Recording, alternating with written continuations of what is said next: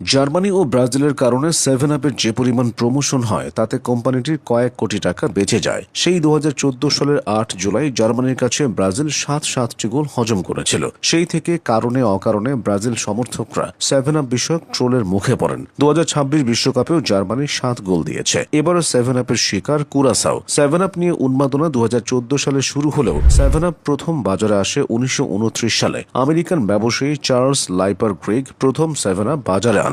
পরে 1978 সালে তার পরিবার 7-আপকে ফিলিপ মরিস নামক তামাকজাত পণ্য উৎপাদনকারী কোম্পানির কাছে বিক্রি করে দেয়। পরবর্তীতে 7-আপ আরও 2 মালিকের হাত ঘুরে বর্তমানে আমেরিকান কোম্পানি কিউরিক ডক্টর পেপারের অধীনে আছে। ভারত, ব্রাজিল, মেক্সিকো, পাকিস্তান ও বাংলাদেশে 7-আপ বেশি জনপ্রিয়। মজার ব্যাপার হলো বর্তমানে 7-আপের কোনো একক মালিকানা নেই। এক এক দেশে এর এক এক মালিক। আমেরিকার বাইরে বের হলেই এর মালিক বদলে হয়ে যায় পেপসিকো। 7-আপের সবচেয়ে বড় প্রতিদ্বন্দ্বী হলো স্প্রাইট। তাদের লড়াই চলছে সেই 1960 সাল থেকে।